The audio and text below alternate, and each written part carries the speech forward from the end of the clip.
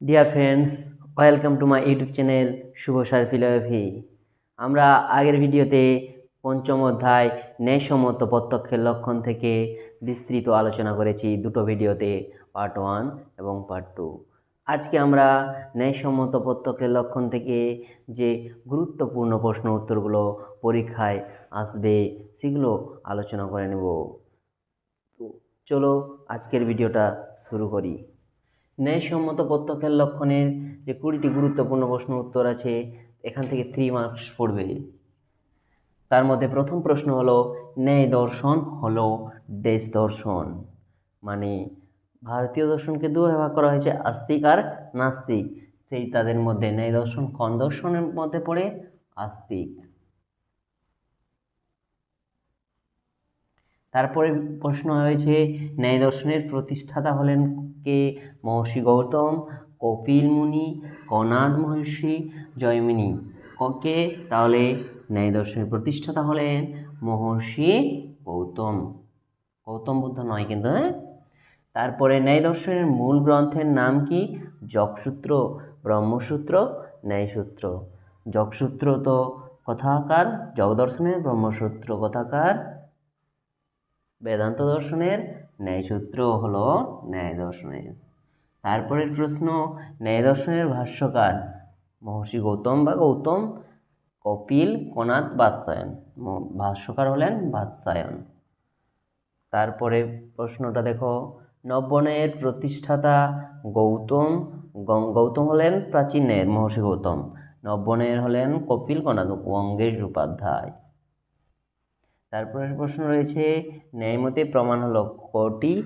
1, 2, 3, 4। 4টি। প্রত্যক্ষ, অনুমান, উপমান, শব্দ। ন্যায়মতে অনুমিতি হলো, অনুমিতি মানে যথার্থ জ্ঞান। প্রমাণ, প্রমেয়, প্রমাণ, প্রমাতা। প্রমাতা তো যিনি জ্ঞান লাভ করেন, প্রমাণ তো যেটা লাভ করা হয়, প্রমেয় তো যে বিষয় বস্তুটা, আর প্রমা হলো অনুমিতি, যথার্থ জ্ঞানটা, তাহলে প্রমা। তারপরে রয়েছে, ন্যায়মতে জ্ঞান কয় প্রকার? জ্ঞান 2 প্রকার, স্মৃতি আর অনুভব। তারপরে ন্যায় দর্শনকে ডেস শাস্ত্র বলে? প্রমাণ। এটা ভেরি ভেরি ইম্পর্টেন্ট। ও মোক্ষ শাস্ত্রও বলে। এখন প্রশ্ন রয়েছে, প্রত্যক্ষ কাকে বলে? যেটা চ্যাপ্টার ন্যায়সম্মত প্রত্যক্ষের লক্ষণ। ইন্দ্রিয়ার্থ সন্নিকর্ষ জন্য জ্ঞানং প্রত্যক্ষম। ইন্দ্রিয়ের সঙ্গে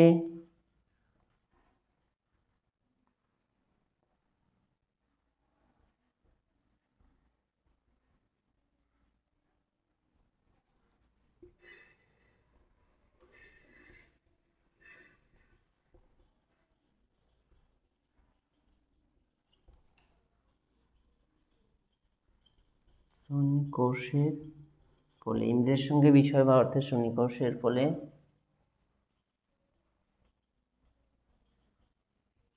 যে জ্ঞান উৎপন্ন হয় তাকে প্রত্যক্ষ বলে। আমার হ্যান্ডরাইটিং একটু খারাপ, দেখে নিও, তাড়াহুড়ো করে লিখতে গিয়ে আরও খারাপ হয়ে গেল।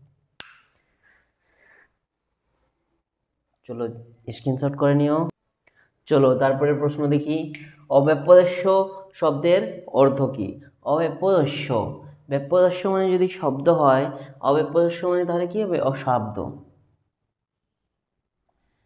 অব্যভিচারী শব্দের অর্থ কি? ব্যভিচারী শব্দের অর্থ ভ্রান্ত বা ভুল। অব্যভিচারী শব্দের অর্থ হলো অভ্রান্ত, মানে ঠিক বা যথার্থ। ব্যবসায়াত্মক শব্দের অর্থ কি? অশব্দ হবে না, ভ্রান্ত হয়ে গেল, নিশ্চয়াত্মক, কনফার্ম যেটা। এই যে 3টি ওয়ার্ড বা টার্ম দেখছো, সেখানে সেই যে গৌতম বুদ্ধ না, মহর্ষি গৌতম যে ন্যায় দর্শনের প্রত্যক্ষের লক্ষণ দিয়েছেন, ইন্দ্রিয়ার্থ সন্নিকর্ষ উৎপন্নম জ্ঞানং অব্যপদেশ অব্যভিচারী ব্যবসায়াত্মক প্রত্যক্ষম। সেই অব্যপদেশ শব্দের অর্থ অশব্দ, অব্যভিচারী শব্দের অর্থ অভ্রান্ত, ব্যবসায়াত্মক শব্দের অর্থ নিশ্চয়। ভেরি ভেরি ইম্পর্টেন্ট এগুলো অবশ্যই দেখে নিও। ন্যায়মতে লৌকিক সন্নিকর্ষ কয় প্রকার? এটাও ভেরি ভেরি ইম্পর্টেন্ট। ন্যায়মতে লৌকিক সন্নিকর্ষ হলো 6 প্রকার। সংযুক্ত সমবায়, সংযুক্ত সমবায়, সমবেত সমবায়, সমবায়, সমবেত সমবায়, বিশেষণ বিশেষ স্বভাব। রূপের প্রত্যক্ষ, রূপের প্রত্যক্ষ ডেশ সন্নিকর্ষ হয়, রূপের প্রত্যক্ষে হচ্ছে সংযুক্ত সমবায়।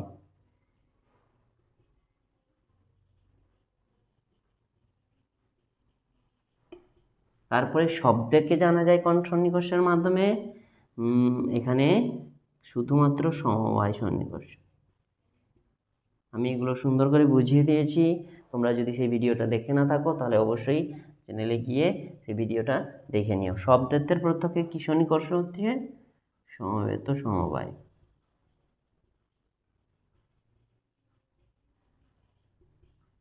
ন্যায় মতে অভাব প্রত্যক্ষে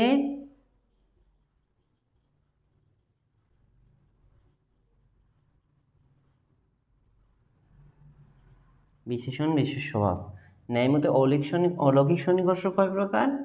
অলৌকিক প্রত্যক্ষ সন্নিকর্ষ 3 প্রকার: সামান্য লক্ষণ, জ্ঞান লক্ষণ, যোগাযোগ।